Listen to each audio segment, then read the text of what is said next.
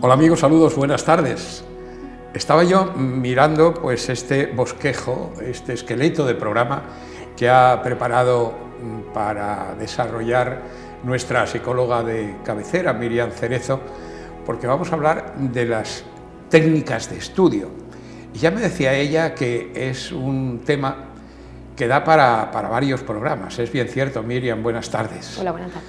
Porque fíjense ustedes que para hablar de técnicas de estudio tendríamos que empezar por algo tan elemental como, bueno, cómo situarnos para empezar a estudiar. Por ejemplo, ¿no?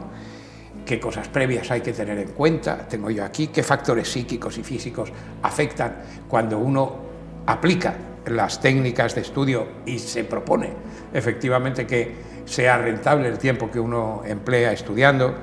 ¿Cómo hay que plantearse la sesión de trabajo que uno va a llevar a cabo? En fin, un tema sin duda importante, complejo y arduo, ¿eh? Así es que si le parece, pues empezamos por el principio. ¿Qué hay que plantearse para empezar? Lo primero de todo, tener en cuenta la motivación, puesto que el estudio sin motivación va a ser poco fructuoso. Es muy importante el buscar un sentido al por qué estudiamos. Hay muchas personas que estudian por obligación, bueno, sobre todo pues los niños, los adolescentes. Hay otras personas que estudian más por vocación y hay otras personas que estudian para superar algún tipo de examen, pues de oposición, por ejemplo. Entonces, buscar la motivación. Es cierto que muchas veces el material que tenemos que trabajar pues no es a lo mejor de nuestra total elección, no es nuestros gustos principales. Sin embargo, hay que tener siempre un pensamiento positivo, que es siempre por lo que se aboga en nuestra sociedad últimamente, para tener en cuenta que todo lo que aprendamos nos va a servir para algo.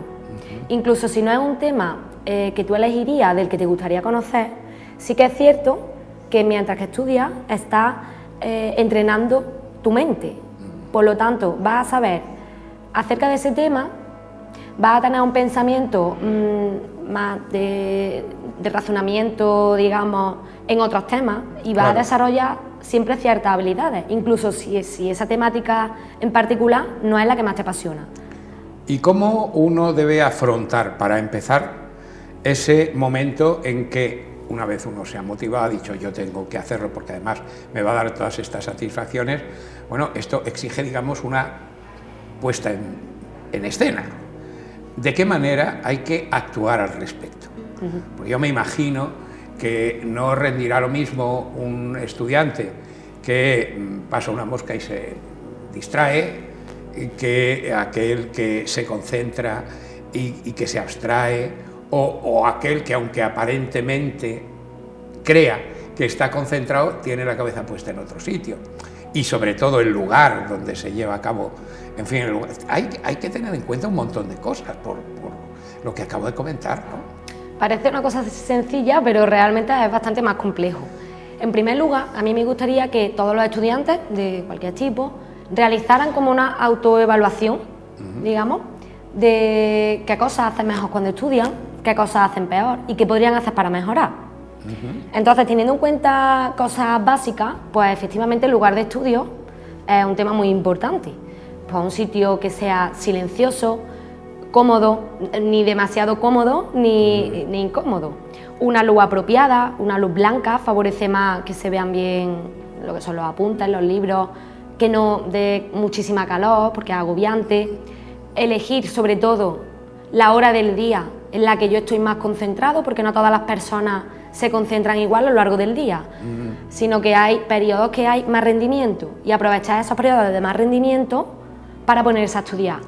Hay que tener en cuenta que siempre tenemos que buscar lo más favorable para nosotros. Hay personas que es mejor su concentración después de comer, hay personas que su concentración es mayor antes de irse a dormir. Pues respetar ese tiempo es muy importante, porque yo siempre he abogado por la idea de que cuando te pones a estudiar, efectivamente aprovecha el tiempo. Claro.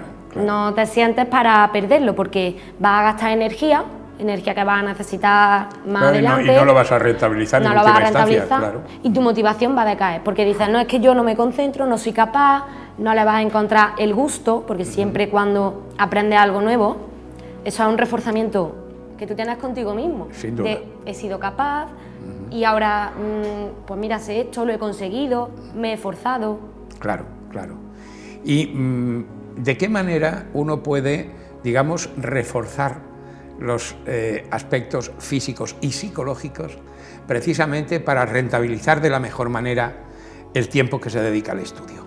En cuanto a los aspectos físicos, pues esto que hemos dicho de la gestión del espacio, tener bien planificado la hora, el material, tenerlo dispuesto a lo largo de pues, una mesa grande, todo el material de apoyo que necesites, diccionario, pues cronómetro quizás para planificar bien el tiempo que vas a dedicar al estudio y, muy importante, los descansos que vas a tomar, porque esto es un agotamiento físico, es recomendable entre 50 minutos, pues 10 minutos de descanso. Destacar que un factor físico de ese descanso es el desconectar totalmente. No es un descanso de 10 minutos de ver la tele, de mirar el móvil, de usar el ordenador, porque entonces se te mezclan las ideas. Realmente no estás dejando a la mente descansar. Es dejar descansar la mente, dejar que el cerebro se quede ahí tranquilo, sin cargarle ni con imágenes ni con estímulos, para que se refuerce. Efectivamente. Lo adecuado sería pues 10 minutos tumbado en la cama, relajándose, intentando no pensar en el material para no mezclar ideas. Eso en cuanto a los aspectos físicos. También pues evitar, justo después de comer, cuando una persona pues, hace una comida copiosa, le entra sueño, en horas de calor. Entonces encontrar ese momento físico adecuado. Una alimentación adecuada también va a favorecer un buen estudio. El cerebro consume glucosa. Por lo tanto, la alimentación es muy importante para el desarrollo intelectual de todas las personas y para este tipo de actividades que tienen que ver con la memoria, con la atención, la concentración. Es muy importante que el cerebro esté bien equilibrado y para ello ya va una buena alimentación. Claro, quiero recordar ahora que desarrollábamos con un compañero suyo, médico, que colabora precisamente en nuestro programa, que dedicamos a la importancia del desayuno, por ejemplo, y cómo efectivamente niños que no desayunaban, el rendimiento escolar bajaba, pero en unas proporciones tremendas. De ahí lo que acabamos de comentar, o sea, la importancia de tener el cerebro bien nutrido, entre comillas, comer para mantenerse, precisamente por eso, porque es muy importante. Bueno, y algo que siempre está presente en la vida de los estudiantes, los apuntes y las chuletas, pero bueno, vamos a hablar de los apuntes. Hombre, la chuleta vamos a dejarla a un lado, puesto que no se consideraría una técnica de estudio. Hombre, bueno, también se podría considerar una técnica de estudio, puesto que para hacer chuletas la gente suele hacer resúmenes y hay que sintetizar. Eso es.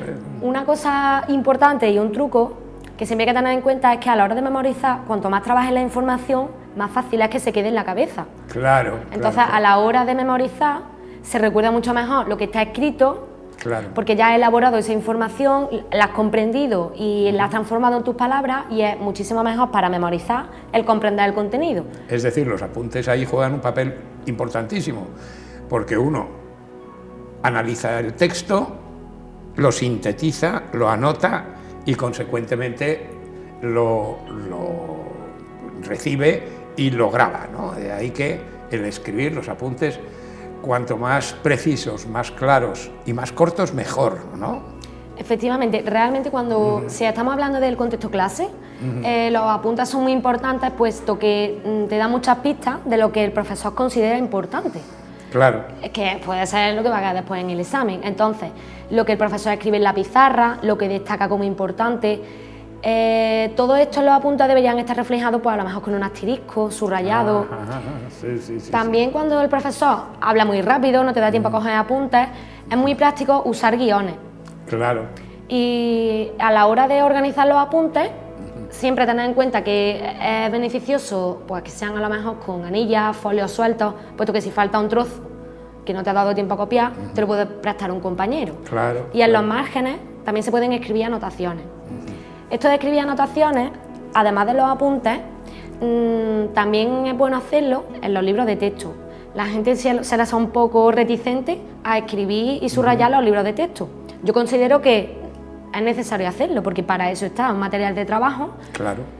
Y los textos de los libros, pues hay que subrayarlos y utilizar los márgenes para bien La idea principal, resumirla en una palabra que ya te recuerde todo lo demás, Sí, una vez sí, que lo has sí, comprendido, para relacionar una idea con otra Sí.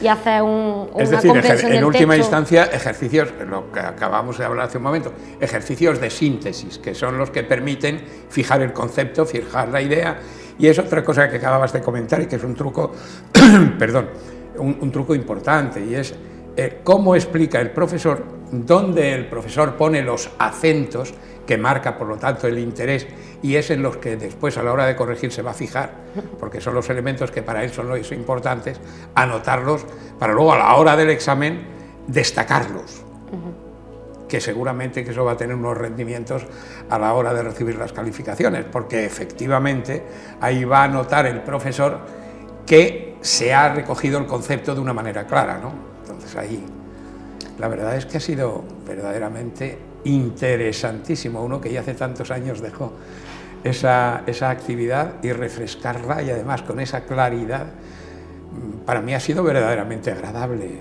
de verdad, y seguramente que práctico, y de qué manera para los estudiantes que ahora hayan estado siguiendo el programa. Nos tenemos que ir, Miriam, el tiempo es que se nos va y se nos quedan cantidad de cosas en el tintero. Ya decíamos que este era un tema que nos da para muchos programas y que volveremos a él una vez se haya iniciado el curso escolar. Pero vamos a llevar a cabo la próxima semana el último de los programas ya de este verano, coincidiendo casi con el final del mes de julio. Vamos a cerrar ¿con qué? Vamos a hablar de las emociones y de la gestión emocional en niños y adolescentes. Muy importante tema, muy importante, y otro programa que nos daría seguramente otro tema que nos daría seguramente para muchos programas. Gracias por habernos acompañado. Amigos telespectadores, muchas gracias por su atención. Vamos a volver con todos ustedes dentro de 7 días. Hasta entonces, procuren ser felices y reciban el saludo de José Ignacio Blanco.